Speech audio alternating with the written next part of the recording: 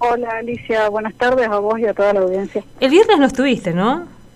Porque No, al final andábamos con tantas cosas sí. que no pudimos hacer la columna el viernes. No, pero bueno, hoy... Estamos volviendo. Sí, porque además pasaron tantas cosas en esta semana que necesitamos ahí ordenarnos un poco.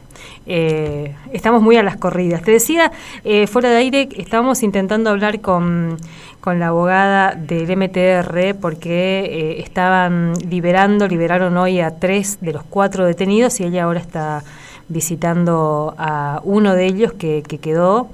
Y bueno, nos decía un poco fuera de aire, las imputaciones son preocupantes, así que capaz que eso sea para otra columna. Pero vamos a hablar de la misión humanitaria que está volviendo de Paraguay, la misión humanitaria que fue a visitar a Laura Villalba. Pues, se organizó finalmente una misión humanitaria para asistir al juicio de Laura. Este primer juicio que se le tiene que hacer, que ya viene siendo suspendido sucesivamente, que es simbólicamente muy significativo, ¿no? Porque es a Laura Villalba, que perdió a su hija y a una de sus sobrinas, y además tiene desaparecido a otra de sus sobrinas en manos de la Fuerza de Tarea Conjunta del Paraguay. Le imputan por no haber cuidado de esas niñas, ¿no? La figura es violación del deber del cuidado y violencia familiar, como por haberlas expuesto a estas situaciones, ¿no? Y ese era el juicio que tendría que haber empezado el miércoles, que se suspendió, que iba a empezar hoy, y que finalmente se volvió a suspender porque la defensa recusó al tribunal. Así que por eso está volviendo ya la misión de observación, que va a estar mañana acá en Posadas. ¿Y se sabe por qué la recusación? Por un argumento técnico que no es menor, y es que hay una parcialidad manifiesta de parte del tribunal, ¿no?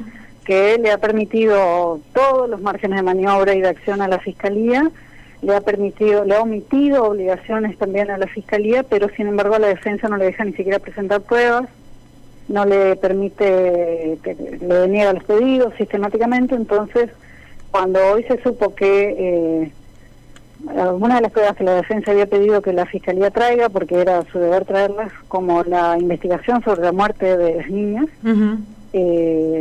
la Fiscalía dijo que no tenía, sin ningún argumento, así como no se presentaron el miércoles sin ningún argumento también, ¿no? Entonces, cuando el tribunal dijo que el juicio se iba a hacer en esas condiciones, la Fiscalía lo recusó por parcialidad, ¿no? Lo cual, bueno, yo creo que más allá de una lectura, si se quiere, jurídica de esta situación, también habría que hacer una lectura de otro orden, ¿no? Que es acerca de si es posible que en Paraguay haya un tribunal que no sea parcial. O sea, si Laura va a tener alguna vez oportunidad de un juicio imparcial.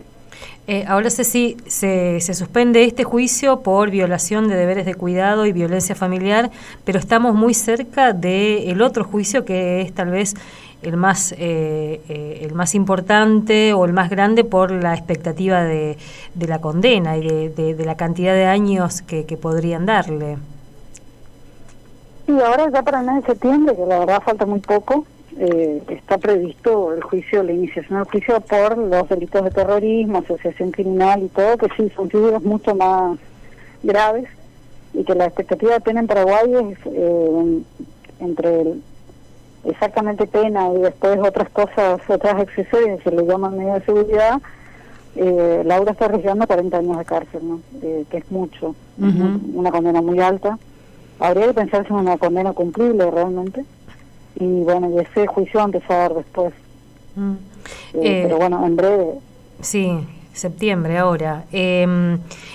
Pensaba un poco de esto de la misión humanitaria, recordar por qué estamos ante una misión humanitaria y cuál es la expectativa que hay en relación a lo que se pueda generar a partir de esta misión. Bueno, en realidad el Paraguay, la defensa de las y los presos políticos paraguayos recurre con frecuencia, digamos, a pedir lo que se le llaman observadores internacionales ante los juicios que enfrentan sus defendidos allá, por una cuestión de que la justicia paraguaya no le da ningún tipo de garantía. Entonces es una manera como de que el Estado paraguayo sienta que hay algún nivel de observación o de control acerca de lo que están haciendo, ¿no? Y para implicar también a otras organizaciones, a otras personas en estos procesos de defensa que no son solamente jurídicos, ¿no? Nunca una defensa es totalmente técnica, sino también en hacer visible la situación política del Paraguay, que hace posible tener una justicia tan escandalosa como la justicia paraguaya. Pero bueno, la verdad es que el caso anterior, en que yo recuerdo que hubo como con cierta efectividad algún tipo de actividad de observación, fue el caso Curubapí. Después con algunas situaciones de Carmen Villalba también se trató de hacer con menos respuesta, pero la verdad también hay que decir que al Estado paraguayo no le importa mucho, ¿no? Se manejan con un nivel de impunidad muy grande las autoridades y no hay ningún disimulo de que la justicia es parte del poder político, ¿no? Entonces ellos se escudan en sus argumentos de soberanía y que no les interesa mucho que alguien vaya a observar el juicio, porque de todas maneras ellos imparten justicia en Paraguay, digamos, y con eso les es suficiente. Y después lo que queda es ir a las instancias internacionales, pero Paraguay sistemáticamente incumple las resoluciones, por ejemplo, de la Corte Interamericana de Derechos Humanos. Entonces la verdad es que creo que hay poca expectativa de que algo de justicia llegue a través de las vías formales, ¿no? La misión humanitaria pudo visitarla a Laura, ¿no? Claro, una cosa que hay que resaltar es que este juicio se tendría que haber hecho en Asunción, después finalmente se hizo en Concepción, que es lejos de Asunción, y de acá es lejos, ¿no? Y entonces, como estaba previsto que empiece el miércoles, pero no empezó, un grupo fue a visitarla el martes, y ante la suspensión del miércoles, el jueves volvieron a visitarla. Así que hubo dos llegadas, digamos, de la misión ahí al penal, donde está ella ahora, que se la llevaron desde Encarnación hasta San Juan Bautista, y está ahí en San Juan Bautista, donde hasta ahora casi no tenía visita, ¿no? Así que fue, por lo menos se pudo cumplir ese objetivo de verla y de poder hablar un poco con ella, porque ella ahora está presa en un régimen otra vez de aislamiento, y la visita es muy importante para poder sacarla, aunque sea un rato, digamos, fuera de la celda. Si no, ella está encerrada, ¿no? Ese traslado claramente agravó sus condiciones de encierro, ¿no? Porque la última vez que la visitábamos fue el día anterior al traslado, ¿no? Y si bien, bueno, las condiciones de encierro siempre son difíciles, pero este traslado compulsivo y el alejamiento del esquema de visitas claramente complicó todo. Sí, es parte, como vos decís, del agravamiento de sus condiciones de detención. Creo que también había interpuesto un pedido a la justicia de que ella sea trasladada al penal de Buen Pastor en Asunción, donde está su hermana, por un principio también de reunificación familiar, pero la respuesta del juzgado ante esos pedidos es muy extraña. Ellos lo que dicen es que a dónde estén los presos, el régimen en el que están, las condiciones de detención y las medidas extraordinarias que se dictan dependen enteramente de la dirección de establecimientos penitenciarios, como que la justicia no tiene nada que ver, ¿no? Lo cual es muy difícil de creer, ¿no? O sea, incluso el pedido de traslado estuvo motivado porque la vez anterior que se suspendió uno de los juicios, una de las juezas le preguntó al abogado de Laura por qué Laura estaba en Encarnación. Y él le dijo, y bueno, nosotros pedimos que la saquen en su momento ya estuvo presa en un cuartel militar, que era una situación inconcebible por lo violatoria que era, digamos, de sus derechos. Entonces se pidió que la saquen de ahí y la trajeron a Encarnación sin preguntar nada también, ¿no? Y entonces cuando la abogada le dijo, bueno, nosotros pedimos que la saquen del cuartel y la mandaron a Encarnación, la jueza le dijo, no, pero sería mejor que esté acá en Asunción. Y eso fue lo que motivó el pedido de traslado, que Laura también considera que sería mejor, de que tiene que estar presa, estar con su hermana. Y bueno, y antes de que ese pedido sea ni siquiera considerado por la justicia, ya la Dirección de Establecimientos Penitenciarios la trasladó inconsultamente a ese penal de San Juan Bautista, lejos del esquema de visitas que nosotros pudimos hacer, y ahora la justicia dice que deja enteramente en manos de esta dirección a dónde va a estar ella. O sea que es como que ellos no decidieron nada, lo cual no es así, y al parecer esta dirección no la quiere llevar a Buen Pastor, Ahora, ¿no tienen un juez de ejecución de la pena, diríamos, pensando en un paralelo acá, alguien que se responsabilice desde el Poder Judicial de lo que le pase a una persona que está privada de su libertad? Y lo que pasa es que hasta que ella no tenga condena, y es más, la condena que tiene que estar firme, no pasa a un juzgado de ejecución de sentencia. Mientras tanto está a cargo de los jueces de garantía, ¿no? Que es la etapa en la que está en este momento, y este juzgado dio esa respuesta de que ellos no deciden acerca de dónde va la persona presa. Es más, hicieron también referencias a el carácter como de excepcionalidad que hay en el caso de ella, ¿no? Por otro lado dicen que para ellos ella conserva el principio de la inocencia, y qué sé yo, pero después te hablan de que ella está imputada por delitos excepcionales, lo cual es totalmente contradictorio.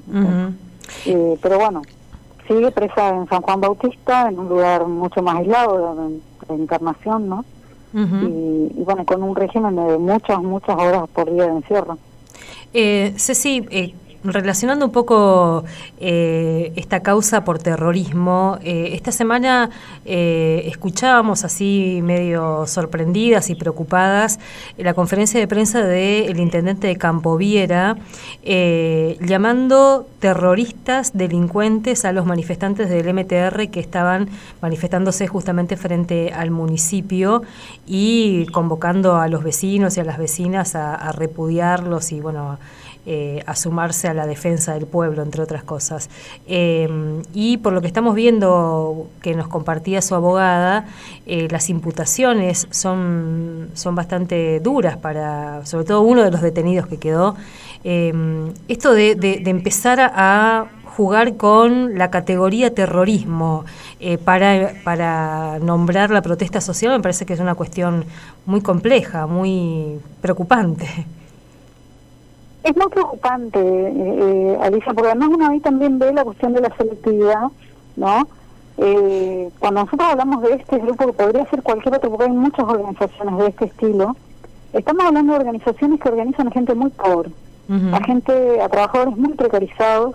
En Misiones muchos de ellos son trabajadores rurales estacionales o gente que hace changas en los pueblos, pero que después se va a la cosecha de la hierba, por ejemplo. Gente que vive en niveles de precariedad muy grandes. Y que lo que estaba pidiendo esta organización, primero varias veces pidieron reuniones con este intendente y le pedían que en esas reuniones puedan hablar de asistencia alimentaria para comedores y merenderos. Mirá lo básico del pedido. Esta no era la primera vez que iban, pero esta vez los esperaban ya con la Guardia de Infantería. O sea, ¿por qué el intendente los espera con la Guardia de Infantería? Que al parecer la policía ya estaba apostada ahí, por lo menos de horas muy tempranas del día que finalmente los reprimieron. Y es inusitada lo violenta, digamos, de la respuesta del intendente, que después dijo que ellos intentaron entrar, pero en realidad lo que uno ve en las imágenes es que cuando ellos llegan la policía ya estaba apostada en la puerta, o sea que no había ninguna posibilidad que entren, ¿no? Y después esta puesta en escena, ¿no?, del intendente que hace esta conferencia de prensa con el cura, los pastores evangélicos, el jefe de la unidad regional, ¿no? Como que eso ya estaba previamente acordado, ¿no? Y el tratamiento tan duro a gente que está pidiendo algo tan básico, ¿no? Y una de las cosas que yo recordaba es que el 5 de agosto, o sea que dentro de este mismo mes, con más o menos 15 días de diferencia, productores rurales de Campoviera cortaron la ruta, estuvieron en la ruta más de una hora. El discurso de la policía fue advertirle a los automovilistas que por favor desvíen su camino, que no generen como situaciones de enojosas, digamos, porque estaba ese corte ahí, o sea, en todo momento preservando el corte. Y es notable que esta gente estaba cortando la ruta en reclamo de que se dejen de hacer las inspecciones sobre las condiciones de trabajo de los trabajadores rurales en las chacras y en los yerbales, ¿no? Es casi una reivindicación del derecho a tener trabajo esclavo, ¿no? Y ahí no vimos al intendente de Campoviera y a sus fuerzas vivas haciendo una conferencia de prensa para repudiar ni esa protesta, que es una protesta totalmente antiderechos, ni de demonizar a esa organización de productores que estaba ahí. ¿No? Entonces el doble rasero también es muy grande. Si esta organización hubiera ido a cortar la ruta, los hubieran molido a bastonazos sin ninguna duda, ¿no? Sí. Incluso ese día hubo una gran cantidad de heridos por bala de plomo. Y después esto que vos decís, la puesta en escena y esa convocatoria a los y las vecinas como para expulsar y expulsar a estos manifestantes que lo que vienen diciendo siempre, ¿no? Hay gente que no es de ahí, supuestamente, que vienen de otros lugares, y después convocándolos para sumarse a esa, ¿qué sería? La represión también. Claro, yo creo que ellos apuestan mucho a lo que en el modelo sería lo que fue la masacre de verano, que los vecinos salgan a echar a esta otra gente, que al cabo son vecinos del mismo pueblo, y que es el modelo que ya nos mostraron en Alem, ¿no? Donde no solamente que la misma gente del pueblo fue usada para ir a echar a los piqueteros, finalmente intervino la policía, pero era más o menos la misma gente, porque los que estaban llamando a los vecinos a golpear a los manifestantes también eran policías. Y también en Garguapé, ¿no? Con esa consigna de que en estos pueblos no hay piqueteros, ¿no? O sea, que no hay gente que pueda tener un problema y quiera reclamar. Y a mí lo que me parece es que en estos pueblos todo se vuelve mucho más peligroso porque todo es muy pequeño, una escala muy pequeña, donde todos se conocen, entonces quedan profundamente afectadas las relaciones, ¿no? No es como que vos vayas y te pelees con alguien, no sé, en una ciudad grande y no sabes quién es, nunca más te vas a cruzar con esa persona. Sino que acá lo que se afectan profundamente son las relaciones adentro de estas comunidades, que son chicas, que son conservadoras también. Pero, por ejemplo, allá en Alem, varios de los que fueron reprimidos esa vez nos decían que ahora no podían ir más al centro, porque había gente que les gritaba en la calle, que no podían andar, que les gritaban que eran vagos. Y creo que, lamentablemente, esto muestra la falta de capacidad política también de la clase dirigente, porque están creando un caldo de cultivo de una conflictividad muy fea, ¿no?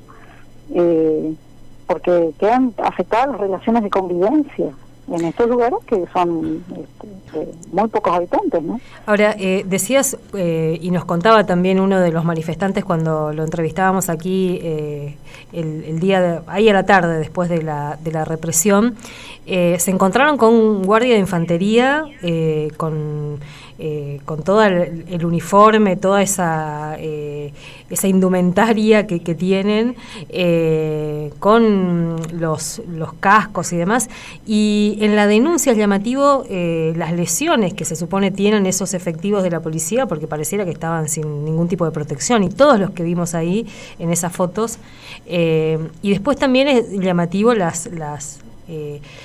los delitos que aparecen, ¿no? Y eso me parece que tiene que ver también con lo que se está sentando como precedente a partir de ahora.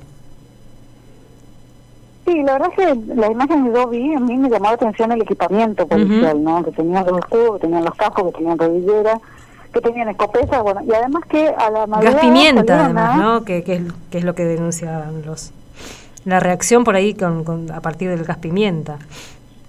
Sí, y además vos fíjate que algunas de las imágenes que circularon fueron tomadas desde adentro del edificio municipal, ¿no? Donde uno ve con más claridad al accionar qué es lo que está haciendo la policía, ¿no? Sí, creo que es bastante evidente que les están tirando piedras, pero en todo caso yo podría creer que les rompieron algún escudo o algo así, pero más lesiones, la verdad que me parece difícil, ¿no? Pero también tengamos en cuenta que los médicos que hacen las certificaciones son los médicos policiales, entonces es una prueba de por sí sospechosa, si se quiere. Y además creo que tiene que ver con cómo las autoridades políticas quieren tomar el conflicto social, porque a ver, yo creo que si una organización viene pidiendo una mesa de diálogo, ¿cuál es el problema con dialogar? Porque en la mesa de diálogo podés, como autoridad, decirle, tengo esto y esto no tengo, podés ver si esas cosas que están pidiendo son razonables o si no tienen nada que ver, digamos, pero no se le abrió esta posibilidad. Entonces, estamos en un tiempo muy difícil, sobre todo para los sectores populares, sumamente difícil. No va a mejorar. Y es muy preocupante pensar que la respuesta de estas autoridades, que son como la primera línea del Estado ante los ciudadanos, como los intendentes, va a ser esto. Sí. Porque entonces yo también pienso en estos términos, ¿no? Si una organización social se organiza, hace sus merenderos, tiene cierta ayuda del Estado que no es suficiente, también tienen huertos, porque una cosa que hay que decir es que esta gente trabaja, ¿no? Es así que andan de vago y después van y piden cosas, ¿no? Todos ellos tienen organizados sus emprendimientos, que muchas veces son huertos y cosas así, o sea, que son emprendimientos que tienen que ver con la alimentación, pero igual plantean que no les alcanza, entonces piden ayuda a la municipalidad. No les dan. Yo si fuera un militante de esa organización y pienso que si por ir a pedir algo voy a terminar con una imputación de intento de homicidio, entonces podría dedicarme a otras actividades, ¿no? Uh-huh. Que tal vez en términos de sistema penal sean igual de gravosos, pero que me den otros resultados que hoy en día las autoridades no me los están dando. Uh-huh. O sea, porque yo quiero saber eso, cuando llevan a la gente a un callejón sin salida, ¿qué creen que va a pasar? Sí. Ceci, bueno, dejamos la columna acá y la semana que viene con algunas novedades ya también de esta causa volvemos a charlar. Y ojalá también esto que se planteaba en el comunicado que está circulando con varias adhesiones, el llamado a la responsabilidad de los actores políticos que deberían, en este contexto, no estamos hablando de una situación donde no hay problemas económicos, no estamos atravesando una crisis recontra profunda y un poco de cordura también de estos funcionarios que tan impunemente salen a montar esta escena y a provocar también las reacciones. Así que la semana que viene seguimos, ¿te parece? Sí, como no, Alicia. Dale. Hasta pronto. Mil gracias, un abrazo, Ceci. Hasta luego. Cecilia Rodríguez, ahí charlando con nosotras. Empezábamos hablando de la misión humanitaria que está volviendo de